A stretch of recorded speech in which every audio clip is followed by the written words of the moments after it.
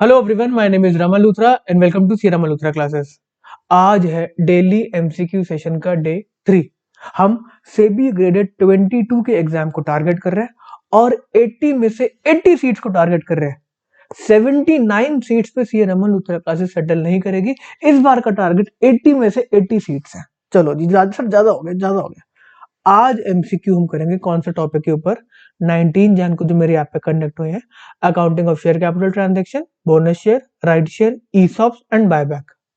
एक बात मैं आपसे शेयर करना चाहता हूँ, जो भी स्टूडेंट ये एमसीक्यूज को अटेम्प्ट कर रहे हैं डेली मेरे ऐप पे जाके, आपके आंसर गलत आएंगे। आपको डीमोटिवेट नहीं होना, वही तो आपकी प्रिपरेशन है। अगर आपके आंसर्स गलत आ रहे हैं और आपको समझ में आता है आपके आंसर्स क्यों गलत है, तो मतलब आपकी प्रिपरेशन सही जा रही है, आपकी रिवीजन सही हो रही है। वो टेस्ट देके अपने आप टेस्ट को अटेम्प्ट करो और फिर अपने नोट्स को रिविजिट करो जहां पे भी गलती हो रही है। परफेक्ट बात। चलो जी, आज की बात को हम स्टार्ट करते हैं। ये शगुन मैडम की ऐप पे गए, शगुन मैडम की स्क्रीन में गए और यहाँ पर हम सीधा अब टेस्ट की तरफ जा रहे हैं। Daily MCQ test, daily MCQ test 19 को जो कंडक्ट होते हैं, डे 3 के टेस्ट आज हम पढ़ेंगे। अटेम्प्ट करते हैं पहला टेस्ट शेयर कैपिटल ट्रांजैक्शन से। ये एक बेसिक टॉपिक है जिसको आपकी 12th की बुक के अंदर कवर किया गया है। चलो जी, इसमें से क्वेश्चन आया, आपका लास्ट पेपर में जो क्वेश्चन आया पहले उसी से बात को स्टार्ट करते हैं। ठीक है जी, पहला question maximum interest on calls in area that can be charge as per table F is. इसके अंदर कॉल्स इन एरियर पे आप कितना पैसा चार्ज कर सकते हो उसके बारे में बात करी गई है। एक कॉल्स इन एरियर्स होते हैं जिसमें लोगों ने अपना पैसा नहीं दिया, लेके रख लिया, दबा के रख लिया आपके शेयर होल्डर्स ने। और एक होता है कॉल्स इन एडवांस, जिन लोगों ने आपको एडवांस में पैसा दे दिया। अब दोनों के रिस्पेक्ट में टेबल एफ, कंपनी सेक्रेटरी ने टेबल एफ ने बोला हुआ है कि आप मैक्सिमम 10% रेट ऑफ इंटरेस्ट से चार्ज कर सकते हो इंटरेस्ट कॉल्स इन एरियर पे, और कॉल्स इन एडवांस पे 12% तक दे सकते हो without any approval from share holders. तो भाई इसका आंसर हम मार्क करते हैं 10। और कोई बढ़िया क्वेश्चन मिल जाए, मेरे को बढ़िया क्वेश्चन मिल जाए, कोई न्यूमेरिकल मिल जाए बढ़िया सा, ये क्वेश्चन करते हैं। ये एनपीएस के एग्जाम में आ चुका है, आइडेंटिकल एग्जाम होता है। Total number of debentures 20,000। 20,000 debentures है, फेस वैल्यू 100 है, रिडीमेबल एट 5% प्रीमियम। जब हम रिडीम करेंगे तो फेस वैल्यू से 5% ज्यादा देंगे। Debenture holder have an option to convert 20% of redemption value of their holding into equity share having face value of 10 issued at a premium of 50। क्या बात, इतनी ज्यादा बात घुमा दी। ये आपके एग्जाम का क्वेश्चन है। पहली बात उन्होंने बोली कि डिबेंचर होल्डर 5% ज्यादा पे रिडीम होंगे, जो भी उन्होंने पैसा दिया उससे 5% ज्यादा वापस दिया जाएगा। और 20% उन डिबेंचर होल्डर में से 20% के पास ये हम देते राइट देते हैं कि आप इक्विटीज ले लेना। अब वो इक्विटी कितने पे इशू होगी?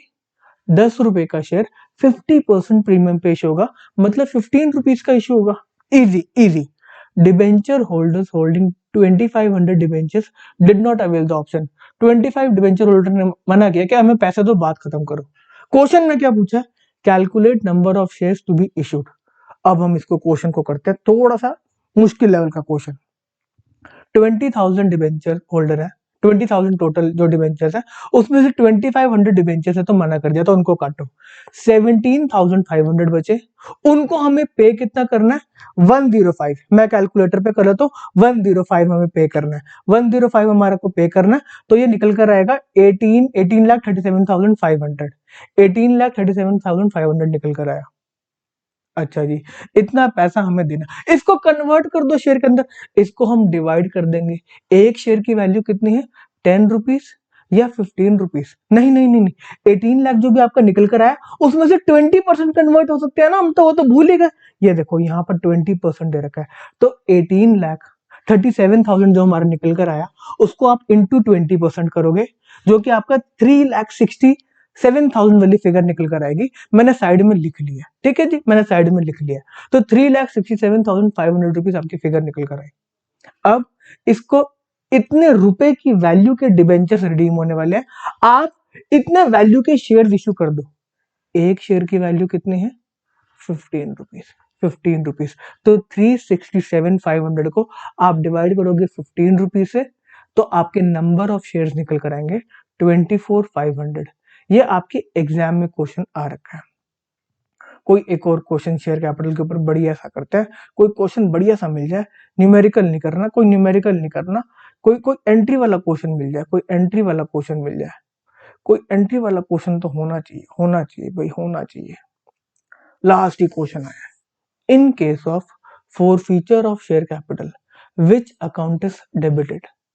अब ये स्पेसिफिकली एंट्रीज के ऊपर क्वेश्चन आ चुका है एक बार एग्जाम के अंदर, इसलिए एंट्री वाला क्वेश्चन आपको समझाना जरूरी है, जनरल एंट्री वाला। अब वो कह रहा है अगर आप फोरफीट कर रहे हो शेयर कैपिटल को तो कौन सा अकाउंट डेबिट होगा या क्रेडिट होता है, एंट्री तो ये होती है, तो इन्होंने पूछा डेबिट वाला हमें अकाउंट बताओ। जब शेयर कैपिटल इशू होती है तो हम उसको क्रेडिट साइड पे लिखते हैं, क्योंकि अल्टीमेटली एक बिजनेस के लिए शेयर कैपिटल लाइबिलिटी ही है। इन केस लिक्विडेशन में अगर कंपनी जाएगी तो शेयर होल्डर्स को भी तो पैसा वापस करना पड़ेगा ना। तो ठीक है, हमें समझ में आता है शेयर कैपिटल एक लाइबिलिटी है, एक तरह की लाइबिलिटी है, एक तरह की लाइबिलिटी है। अब जब हम शेयर को फोरफीट कर लेते हैं, जब हम शेयर को हमने आपका पैसा रख लिया, जिन्होंने पूरी कॉल्स नहीं दी, जिन्होंने पूरी कॉल्स नहीं दी शेयर कैपिटल के ऊपर, तो उन्होंने जितना भी पैसा दिया होगा हमने वो फोरफीट कर लिया। अब जब मैं उसको फोरफीट कर रहा हूं, मैंने उनको थोड़ी सी कैपिटल इशू कर रखी होगी, अब उस कैपिटल को मैं काट दूंगा, काट दूंगा। जो हमारी शेयर कैपिटल होता है वो क्रेडिट होता है, अगर मेरे को उसको काटना है, रिवर्स करना है, तो मेरे को उसको डेबिट करना पड़ेगा। तो कौन सा अकाउंट डेबिट होगा? Share capital, share capital, share capital. चलो जी, चलो जी, हमारा पहला वाला टेस्ट, बेसिक वाला शेयर कैपिटल की ट्रांजेक्शन वाला टेस्ट यहाँ पे कंप्लीट होता है। अब हम करेंगे कोई और टेस्ट, बढ़िया सा टेस्ट करेंगे।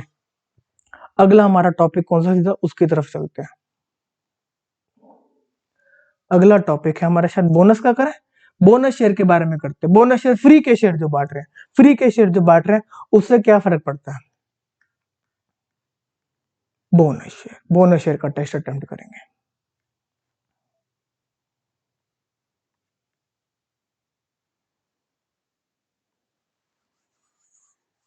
पहला question, which of the following statement is incorrect with respect to bonus issue. Bonus issue के बारे में लिखी गई स्टेटमेंट, bonus issue is issue of share at no cost. सही है, बोनस का मतलब ही नो कॉस्ट है। Issue of share to current share holders, हाँ जी ये भी बात सही लग रही है। No bonus share can be issued in case company incurred loss in current year, ठीक है। All issue is also known as, bonus issue is also known as capitalisation of profits, या फिर all of the above statements are correct. इसके अंदर अगर आपको current year में loss हो रहा है उस पर बोनस इशू कुछ नहीं बोलता। आपके पास रिजर्व्स पड़े होने चाहिए बोनस इशू करने के लिए, ऐसा नहीं कि करंट ईयर के रिजर्व होने चाहिए। अगर आपने पहले कभी पैसा कमा के रखा हुआ है और वो रिजर्व्स आपके पास पड़े हुए हैं तो आप बोनस इशू कर सकते हैं। तो इस केस के अंदर जो थर्ड स्टेटमेंट है वो इनकरेक्ट है, वो इनकरेक्ट है। अगला क्वेश्चन करते हैं बोनस इशू के ऊपर। BC limited having share capital of 50,000 INR 50,000 की कैपिटल है, divided into 5,000 shares having face value of 10 each. 5,000 share into 10 rupees each, 50,000 की कैपिटल है और उसकी मार्केट वैल्यू है 20। मार्केट वैल्यू उसी शेयर की मार्केट में जो ट्रेड कर रहा है वो 20 रुपीज का कर रहा है। Company has reserves of 40,000 rupees. Calculate the ratio in which maximum bonus share can be issued. Bonus share का मतलब क्या है? आपके पास जो रिजर्व्स पड़े हैं आप उसको कैपिटल बना रहे हो, उसको शेयर में कन्वर्ट कर रहे हो और क्या कर रहे हो। तो इस केस के अंदर मेरे 40,000 के रिजर्व्स पड़े हैं, मैं उसको कैपिटल में कन्वर्ट कर सकता हूं। तो क्या रेशियो निकल कर आनी चाहिए? 40,000 के मेरे पास रिजर्व है, मैं 40,000 के और शेयर इश्यू कर सकता हूँ 40,000 रुपीज के, अभी 50,000 की कैपिटल है, तो मेरे 4:5 की रेशियो निकल के आनी चाहिए। 4:5 की रेशियो निकल कर आनी है। इजी टॉपिक, बोनस इशू भी हमारा इजी टॉपिक है। कोई अच्छा सा क्वेश्चन करते हैं यार, ये तो इजी टॉपिक हो गया। राइट इशू करते हैं, ये इजी हो गया, ये इजी हो गया। हम जाते हैं राइट की तरफ। राइट के अंदर थोड़े से हम डिफिकल्ट न्यूमेरिकल करने वाले हैं।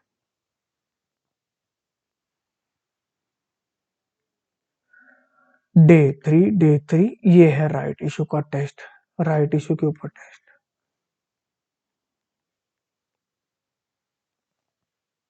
राइट इशू में पहला कौन सा question? Right shares, right share. अच्छा, राइट शेयर के नाम में राइट क्यों आ रहा है? क्योंकि किसी को अधिकार, राइट दिया जा रहा है इन पर्टिकुलर शेयर्स के रूप में। क्यों दिया जाता है? ये एग्जिस्टिंग शेयर होल्डर्स को राइट दिया जाता है ताकि वो अपनी शेयर होल्डिंग को मेंटेन कर सके। अगर उनको ये राइट नहीं दिया गया तो मतलब जो नए शेयर इश्यू होंगे वो बाहर की पार्टीज को इश्यू हो जाएंगे, किसी थर्ड पार्टी को इश्यू हो जाएंगे और बैठे बैठे एग्जिस्टिंग शेयर होल्डर की शेयर होल्डिंग परसेंटेज गिर जाएगी। इसलिए इधर लॉ कंपनीज एक्ट आता है और बोलता है कि जो एग्जिस्टिंग शेयर होल्डर्स हैं आपको उनको राइट शेयर इश्यू करने हैं। क्यों करने हैं? ताकि वो अपनी होल्डिंग शेयर होल्डिंग को मेंटेन कर सके। इसका एक एग्जांपल देते हैं। अगर आपके पास 100 शेयर्स हैं, अभी टोटल कंपनी के पास 100 शेयर्स हैं और आप उसमें से 10 शेयर्स को होल्ड करते हो, तो आप अभी के टाइम पे 10% कंपनी के मालिक हो। अगर कंपनी 100 न्यू शेयर्स इश्यू करती है और आपसे नहीं पूछती, बाहर जाके किसी को इश्यू कर देती है, तो उस केस में आपकी शेयर होल्डिंग अब कितनी हो जाएगी? नए शेयर इश्यू करने के बाद आपके पास 10 के 10 शेयर्स हैं और टोटल कैपिटल हो गई 100 की जगह 200, 200 शेयर्स हो गए। आपकी परसेंटेज होल्डिंग पहले 10% थी, अब 5% रहेगी। 10 डिवाइडेड बाय 200, तो इसमें आप बैठे बैठे ही शेयर होल्डिंग परसेंटेज रिड्यूस होगी आपकी। तो गवर्नमेंट कहती है पहले आपको राइट मिलेगा, जो आप अभी परसेंटेज होल्ड कर रहे हो उतनी आपकी परसेंटेज को मेंटेन करने के लिए हम राइट इशू लेकर आएंगे। आपको 10 शेयर ऑफर होंगे, अगर आपने मना किया तो फिर ये किसी और को जाएंगे। ठीक है, जब ये बात समझ आती है तो राइट शेयर किसको होते हैं? प्रमोटर्स को होते हैं, डिवेंचर होल्डर को होते हैं, एम्प्लॉय को होता है, एग्जिस्टिंग शेयर होल्डर को होता है, डायरेक्टर को होता है। मोस्ट अप्रोप्रिएट आंसर है इसके अंदर existing share holders. Existing share holder might भी प्रमोटर भी एग्जिस्टिंग शेयर होल्डर हो ना, तो हमें ऑप्शंस में से जो मोस्ट अप्रोप्रिएट आंसर है वो चूज करना होता है। इस केस में एग्जिस्टिंग शेयर होल्डर, इस केस में एग्जिस्टिंग शेयर होल्डर। अगला क्वेश्चन करते हैं। A company has decided to increase its existing share capital by making right issue. Right issue लेकर आ रहा है भाई company. The company is offering one new share for every 2 shares held. 2 share के ऊपर 1 share का right आ रहा है। The come right value of share, आज के टाइम पे जो 1 शेयर की वैल्यू है, अभी राइट इशू हुआ नहीं है तो उसको कम राइट वैल्यू बोलते हैं एक शेयर की, जो है 240। और जब राइट इशू हो जाएगा, नए शेयर्स मार्केट के अंदर आ जाएंगे, तो एक शेयर की वैल्यू घट कर 200 हो जाएगी। सर ये कॉन्सेप्ट पहले समझाओ कि घटेगी क्यों वैल्यू? क्योंकि जो भी राइट इशू शेयर्स, जो भी राइट इशू आता है वो जनरली एग्जिस्टिंग मार्केट प्राइस से कम पे आता है। सर क्यों कम पे आता है? 240 का अभी शेयर मार्केट में ट्रेड कर रहा है। अगर कंपनी आपके पास आए, आप शेयर होल्डर हो, कंपनी आपके पास आए कि नया शेयर ले लो राइट शेयर 300 रुपीज का, तो आप कंपनी की बात सुनोगे? आप कहोगे साइड हो, 240 का मेरे को मार्केट में शेयर मिल रहा है तो मैं तेरे से क्यों 300 का लूं, मैं मार्केट से जाके ले लूंगा अगर मेरे को लेना होगा। तो इसीलिए राइट शेयर जो ऑफर होते हैं वो हमेशा डिस्काउंट पे होते हैं, मार्केट वैल्यू से कम पर होते हैं। तो आगे जाके जब एवरेज आउट किया जाता है प्राइस को, तो एक्स राइट प्राइस हमेशा कम होता है कम राइट प्राइस से। ठीक है, इस केस के अंदर क्वेश्चन क्या पूछा? Calculate the price at which company offered right shares. जो राइट शेयर का प्राइस मांगा गया वो कितना था, ये निकालो। ओए होए होए होए, ये क्या क्वेश्चन आ गया? इस केस में हमें पता है कम राइट 240 इंटू 2, इतने आपके पास शेयर होने चाहिए। 240, 2 शेयर की वैल्यू 480 अभी की वैल्यू आपके शेयर्स की। इसके ऊपर आपको कोई शेयर इशू करा गया एक्स, जिसकी वैल्यू थी एक्स, हमें एक्स ही निकालना है। इन टोटल कैपिटल को कितने शेयर्स में डिवाइड किया गया? 2 आपके पास पहले थे, 1 आपके पास नया शेयर आने वाला है, डिवाइड बाय 3। और इसकी आगे जाके वैल्यू कितनी होने वाली है? एक्स राइट वैल्यू कितनी होने वाली है? 200। तो 200 में आपके पास 3 शेयर होंगे, 200 रुपीज के आपके पास 3 शेयर होंगे। 2 आपके पास पहले थे, 1 आपको मिलेगा राइट के अंदर। तो 200 इंटू 3, टोटल शेयर हो गए कितने? 600 रुपीज के। और एग्जिस्टिंग में 2 शेयर की वैल्यू है 480, 2 इंटू 240, 480। तो जो मतलब मेरे को थर्ड शेयर मिला होगा वो 120 का मिला होगा। 600 लेस 480, 120। इसको आपने फॉर्मूले के तरीके से अगर करा है तो आप फॉर्मूले के तरीके से भी कर सकते हो। Cum right into number of share, ex right की बात, एक्स राइट का प्राइस क्या है, divide by total number of share. अगर आपने फॉर्मूले से किया, फॉर्मूले से भी इसको सॉल्व कर सकते हो।